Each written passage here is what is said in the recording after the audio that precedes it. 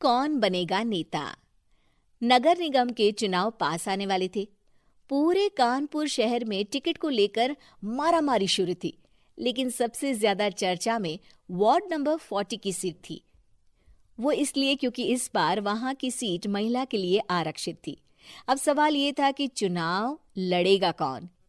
इससे पहले ठाकुर साहब वहां से पार्षद थे और इस बार उन्होंने अपनी पत्नी सीमा ठाकुर को टिकट दिलवाई और ठाकुर साहब की शान के कारण सीमा जी ने 20,000 वोटों से चुनाव जीत लिया।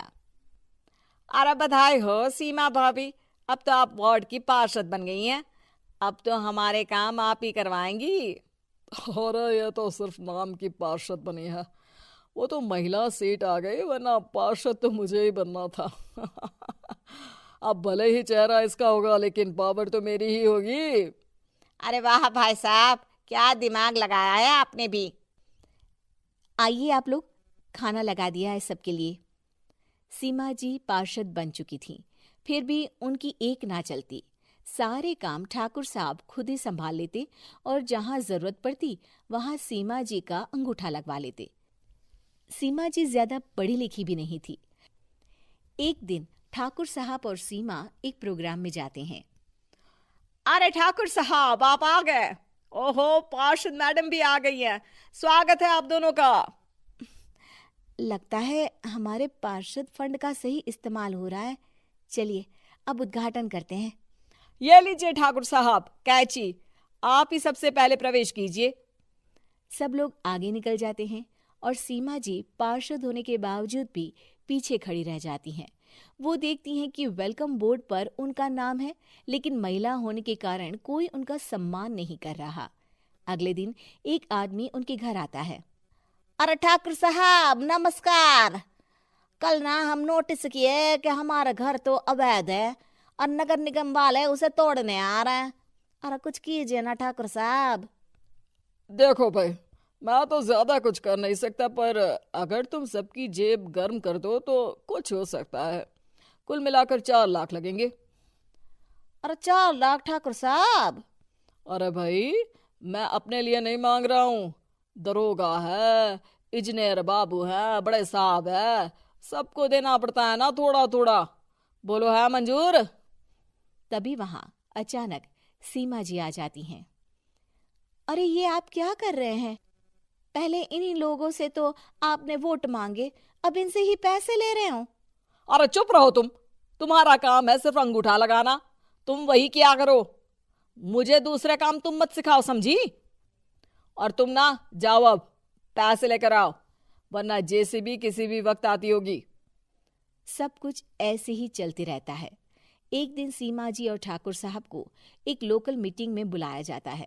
वहां पर कई और अधिकारी लोग भी मौजूद रहते हैं। अब मैं चाहूंगा कि ठाकुर साहब हमारे बीच 2 शब्द कहें। मेरे प्यारे भाइयों और बहनों, आज मेरा सौभाग्य है कि मैं आप सबकी सेवा दिन रात कर पा रहा हूं। आपने मेरी पत्नी को भारी मतों से जिताया है, इसलिए मैं आप सभी का शुक्रगुजार हूं। मैं आप सबसे वादा करता हूं कि हमेशा की तरह हमारे वार्ड में किसी को कोई तकलीफ नहीं आने दूंगा। सभी लोग तालियां बजाने लगते हैं। अब मैं माननीय पार्षद मैडम को स्टेज पे बुलाना चाहूंगा। अपने नाम को बुलाया सुनकर सीमा जी एकदम चौंक जाती है। उन्हें बिल्कुल उम्मीद नहीं थी कि इतनी बड़ी जगह उन्हें मंच पर बुलाया जाएगा। जैसे तैसे वो मंच पर चढ़ती हैं। ऊपर जाते ही सीमा जी को सारी पुरानी बातें याद आ जाती हैं कि किस तरह उनके पति उन्हें कभी भी आगे बढ़ने नहीं देते और उनके नाम से गलत काम करते हैं। वो बोलने लगती हैं। मैं आपके वार्ड की पार्षद सीमा हूं। आप में से बहुत कम लोग ही मुझे जानते होंगे, क्योंकि इससे पहले मुझे कभी ऐसा मौका ही नहीं मिला।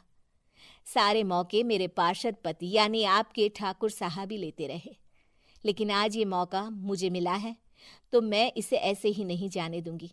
मैं आपको ये बताना चाहती हूँ कि आपके ठाकुर साहब मेरे नाम की आड़ में गैर कानूनी काम करते हैं, जिस पर अंगूठों के निशान मेरे होते थे। इसीलिए मैं अपनी गलती मानती हूँ और आज अपने पद से इस्तीफा देती हूँ, ताकि आगे से कोई गलत काम ना हो पाए। अब फैसला आप सबके हाथ में है कि आप हमें क्या सजा देना चाहते हैं। सीमा जी की बातें सुनकर ठाकुर साहब के चेहरे का रंग उड़ जाता है और वो शर्म से मुंह नीचा करके वहां से चले जाते हैं और पद से इस्तीफा देकर ही सही सीमा जी अपने आप में आत्मविश्वास महसूस करती हैं।